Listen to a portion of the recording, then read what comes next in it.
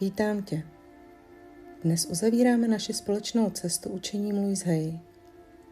Prošli jsme spolu její život, sílu afirmací, témata, které se dotýkají těla a odpuštění. Možná teď cítíš inspiraci a zároveň lehké zahlcení, protože informací je hodně. A když člověk zůstane sám, může být těžké vědět, kde přesně začít. Dnes ti proto chci dát mapu. Rozcestník, abys přesně věděla, po čem sáhnout podle toho, kde se právě nacházíš. Zůstaň se mnou až do konce, protože jsem pro tebe připravila něco velmi konkrétního, co ti může pomoci všechny tyto principy opravdu začít žít, nejen o nich číst.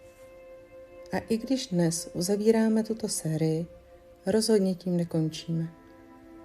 Louise byla první inspirativní ženou, kterou jsme si tu společně představili.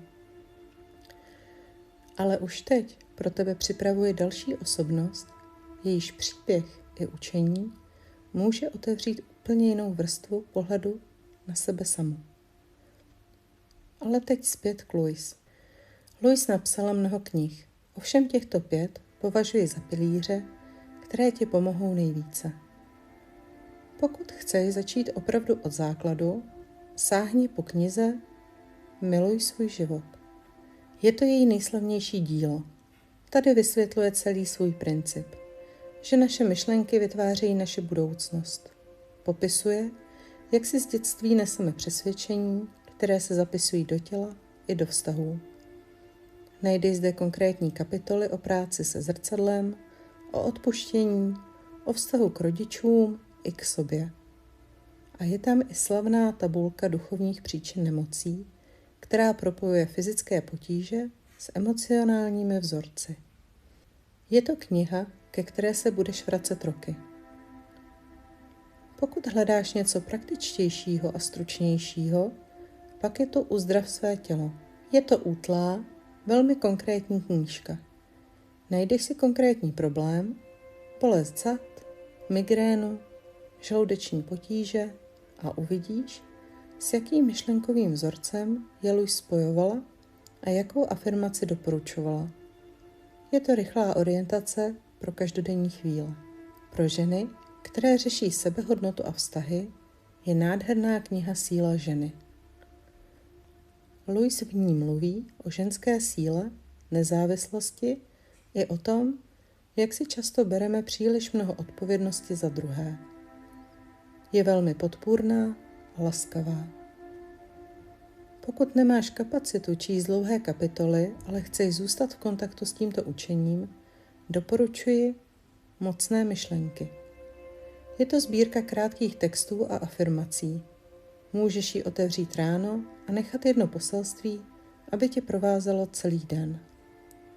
A pro chvíle stišení je to Vnitřní moudrost, klidnější, meditativní kniha, která tě vede k propojení s intuicí a vnitřním hlasem. Odkazy na všechny tyto knihy ti nechám dole v popisku videa, aby si je mohla v klidu projít a vybrat tu, která s tebou teď nejvíce rezonuje. A pokud raději vnímáš skrze obraz a emoce než přes knihu, existuje i dokument Miluj svůj život. Je to vizuálně nádherné dílo, kde uvidíš samotnou Louise, jak mluví ke svým studentům a uslyšíš příběhy lidí, kterým tyto principy změnily život. Je ideální na večer. Zachumlat se do deky, udělat si čaj a jen nechat na sebe působit čistou laskavost. A možná právě v takových chvílích cítíme, že všechno dává smysl, že jsme napojené, že víme, co chceme změnit. Ale pak přijde další den. Povinnosti, rytmus běžného života.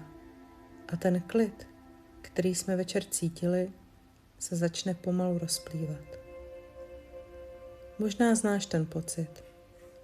Přečteš knihu, cítíš nadšení a druhý den tě pohltí realita. Já jsem si tímhle prošla také. Měla jsem období, kdy jsem si četla, zapisovala afirmace, snažila se praktikovat techniky. A přesto jsem měla pocit, že mi chybí struktura. Že mezi inspirací a běžným dnem je mezera. Právě z téhle zkušenosti vznikl můj digitální průvodce a pracovní listy. Je to shrnutí všech technik, o kterých jsme v této sérii mluvili. Pohromadě a prakticky. Najdeš tam práce s afirmacemi a jejich tvorbu na míru, strukturovanou práci se zrcadlovou technikou, pracovní listy k zapisování vlastních uvědomění, cvičení na odpuštění sobě i druhým, prostor pro postupnou proměnu myšlenkových vzorců.